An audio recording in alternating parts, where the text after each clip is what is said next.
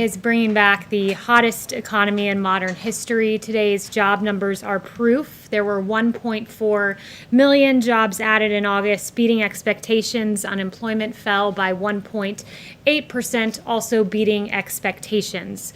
Now, nearly 50% of job losses since March have been reversed, a clear V-shaped recovery.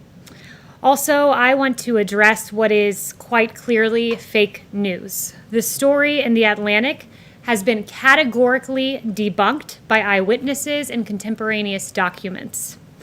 The Atlantic claims, quote, when President Trump canceled a visit to the Ain Marne American Cemetery near Paris in 2018, he blamed rain for the last-minute decision, according to The Atlantic, saying the helicopter couldn't fly and that Secret Service wouldn't drive him there. Neither claim was true, says The Atlantic.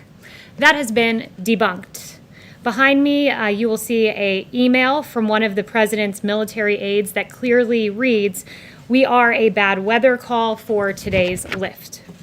The Atlantic reporting is based on 4 cowardly anonymous sources who probably do not even exist.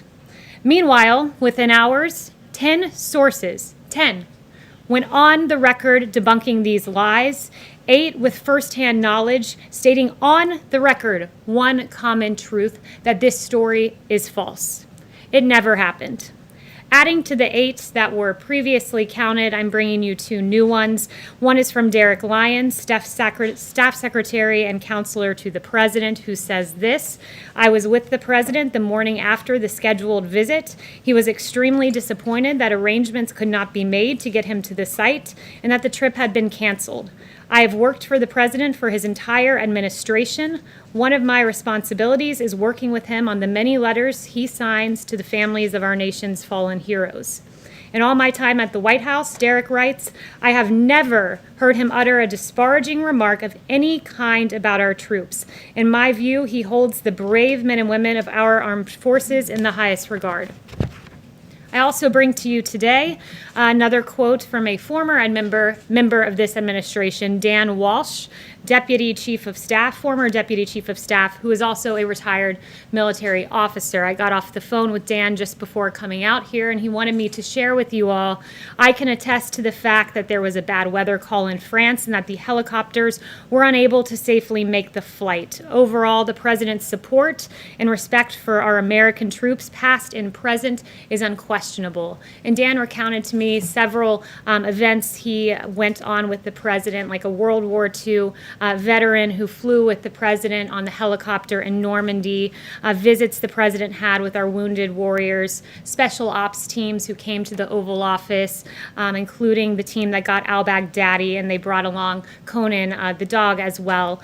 He met with families at the Army-Navy game. He does this routinely. And at the World Series, when he got an opportunity to go watch the Nationals, he brought veterans with him. And I can tell you from what I've seen from this president, I have heard him describe his visits to Walter Reed in detail, and the angst he has had and the compassion he has had and the hurt he has had viewing these warriors who have been absolutely injured in the line of duty and are courageous heroes. And I've heard him recount how meaningful those visits are. I've also seen him just a day before this article came up talk about there was rain and lightning popping around, and he said, I want to go out there and I want to talk to our World War II veterans. This is America's greatest generation, and the president holds them in the highest of regards. So why would a publication abandon all journalistic integrity and publish this story? It's because the liberal activists at the Atlantic are uninterested in the truth, and they are only interested in peddling conspiracy-laden propaganda. Because here is the one truth. No one, and I mean no one, loves and cares for our servicemen and women as much as President Donald J. Trump. Thank you. Kayleigh, do you want to take any questions? Kayleigh, who specifically...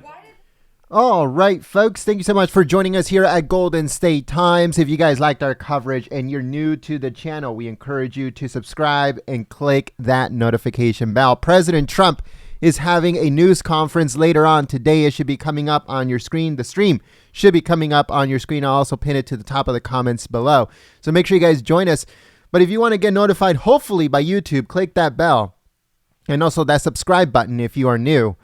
If you want to get notified by us through email, then go to our website, goldenstatetimes.com. Again, that's www.goldenstatetimes.com, or follow us on Twitter at Gold State Times to get notified when we go live for President Trump's news conference coming later on today, 2 p.m. Pacific, 5 p.m. Eastern, live here at Golden State Times. Want to give a big thank you to all the Patriots who helped us through Super Chat and through membership. You guys are amazing, and you guys help us live stream here on YouTube.